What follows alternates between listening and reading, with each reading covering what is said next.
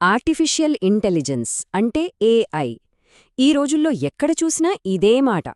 అసలు ఈ ఏఐ ప్రయాణం ఎలా మొదలైంది? ఎప్పుడూ ఇలాగే విజయవంతంగా దూసుకుపోతోందా? ఈ విశ్లేషణలో మనం ఏఐ యొక్క ఎత్తుపల్లాల గతాన్ని, దాని అద్భుతమైన విజయాలను, అలాగే ఘోరమైన పరాజయాలను అన్నింటినీ చూద్దాం.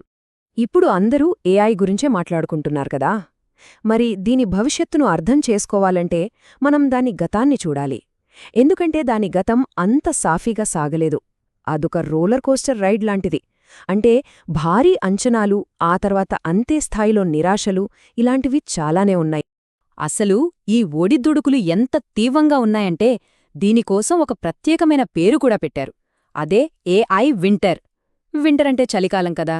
అలాగే ఈ కాలంలో ఫండింగ్, రీసెర్చ్ అంత గడ్డకట్టుకుపోతోంది. కేవలం నిధులు తగ్గడమే కాదు, పరిశోధన దాదాపుగా ఆగిపోయే పరిస్థితి వస్తుంది. ఈ పరిస్థితిని ప్రత్యక్షంగా చూసిన ఇద్దరు పెద్ద ఏఐ సైంటిస్టులు ఒక మాటన్నారు. వాళ్ళు ఈ ఏఐ వింటర్ను ఏకంగా న్యూక్లియర్ వింటర్తో పోల్చారంటే ఆలోచించండి. అంటే ఒక అణుయుద్ధం తర్వాత ఎలాంటి విధ్వంసం ఉంటుందో, ఈ రంగంపై కూడా అంత తీవ్రమైన ప్రభావం ఉంటుందని వాళ్ళు హెచ్చరించారు. సరే, ఇప్పుడు కథలోకి వెళ్దాం. మొదటి ఏఐ వింటర్ అసలు ఎలా మొదలైందో చూద్దాం. దీనికి బీజం పడింది 1950లు, 60లలో.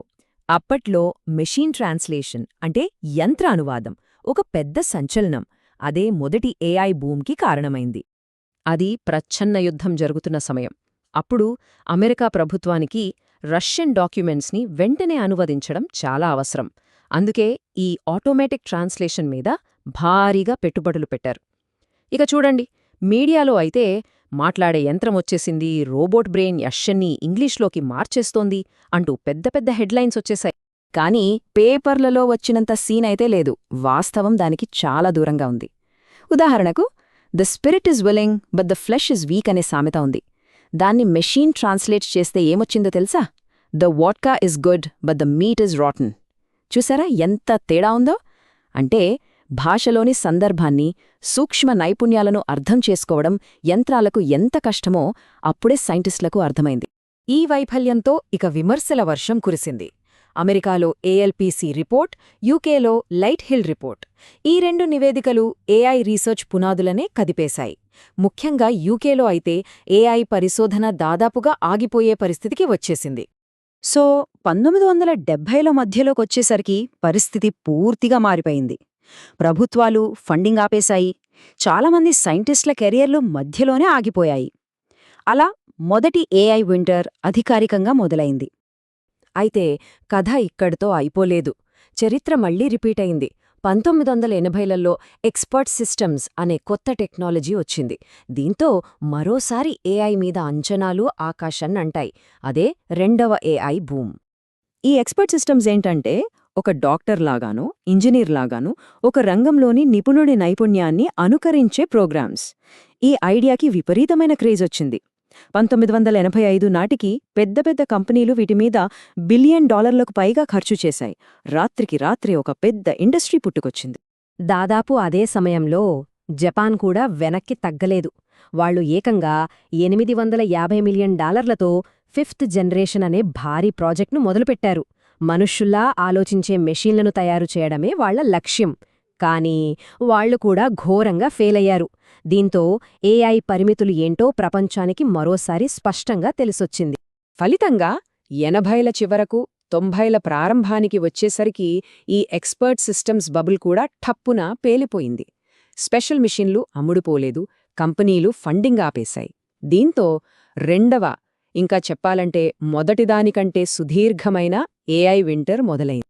కానీ ఇక్కడ ఒక ఆసక్తికరమైన విషయముంది. బయట ప్రపంచానికి ఏఐ మీద నమ్మకం పోతున్నా తెరవెనుక మాత్రం నిశ్శబ్దంగా ఒక విప్లవం తయారవుతోంది. ఈ చలికాలంలోనే తర్వాతి ఏఐ వసంతానికి అవసరమైన విత్తనాలు నాటబడ్డాయి. ఈ విప్లవానికి ముఖ్యంగా 3 అంశాలు దోహదపడ్డాయి.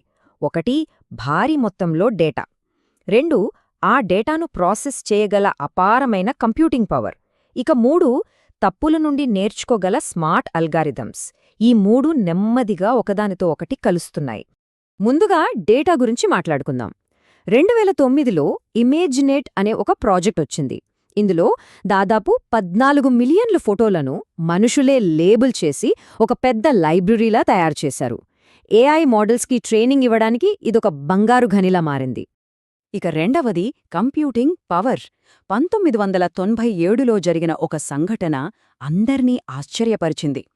ఐబిఎం వారి డీప్ బ్లూ కంప్యూటర్ అప్పటి చెస్ ప్రపంచ ఛాంపియన్ గ్యారీ కాస్పరోవ్ను ఓడించింది. అది మనిషిలా తెలివిగా ఆలోచించి గెలవలేదు, కేవలం దానికున్న బ్రూట్ ఫోర్స్ కంప్యూటింగ్ పవర్తో. అంటే కేవలం 3 నిమిషాల్లో 50 బిలియన్ల వెత్తుగడలను విశ్లేషించగల శక్తితో గెలిచింది. సో ఇక్కడే అసలు మలుపుంది. ఒకవైపు భారీ డేటా, మరోవైపు దాన్ని ప్రాసెస్ చెయ్యగల కంప్యూటింగ్ పవర్.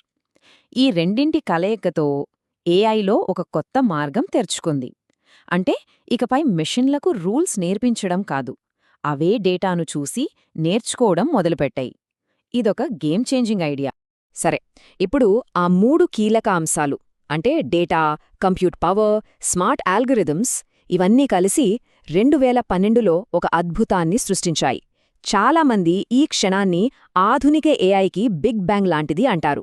ఇంతకీ అప్పుడేం జరిగిందంటే, ప్రతి సంవత్సరం జరిగే ఇమేజ్ నెట్ కాంపిటీషన్లో 2012లో అలెక్స్నెట్ అనే ఒక డీప్ న్యూరల్ నెట్వర్క్ వచ్చింది. ఇది అప్పటి వరకు ఉన్న అన్ని రికార్డులను బద్దలుకొట్టింది. అంతకు ముందు సంవత్సరం ఎర్రర్ రేట్ 25% ఉంటే అలెక్స్నెట్ దాన్ని ఒక్కసారిగా 16% తగ్గిచ్చేసింది. ఇది టెక్నాలజీ ప్రపంచంలో ఒక పెద్ద సంచలనం. ఈ ఒక్క విజయంతో డీప్ లెర్నింగ్ అనేది కేవలం థియరీ కాదని, అది నిజంగా పనిచేస్తుందని ప్రపంచానికి అర్థమైంది. అక్కడ్నుంచే మనం ఇప్పుడు చూస్తున్న ఏఐ స్ప్రింగ్ అంటే ఏఐ వసంతం మొదలైంది. టెక్ దిగ్గజాలు, ఇన్వెస్టర్లు అందరూ ఈ రంగంలోకి దూకారు. మనం ఈరోజు వాడుతున్న చాట్ జీపీటీ లాంటి టూల్స్కి పునాది పడింది కూడా ఆ రోజే. ఇదంతా చూశాక మనం మళ్ళీ మొదటి ప్రశ్నకే వస్తున్నాం. దశాబ్దాలుగా ఈ ఎత్తుపల్లాలు చూస్తున్నాం కదా, మరి ఈసారి నిజంగా భిన్నంగా ఉంటుందా? లేక చరిత్ర మళ్ళీ పునరావృతమయ్యి మరో ఏఐ వింటర్ మనకోసం ఎదురుచూస్తోందా? అంచనాలు ఆకాశంలో ఉన్నాయి, కానీ వాస్తవికత ఎక్కడుందో కాలమే చెప్పాలి. ఈసారి కథ సుఖాంతమవుతుందా? లేక మరో మలుపు తిరుగుతుందా?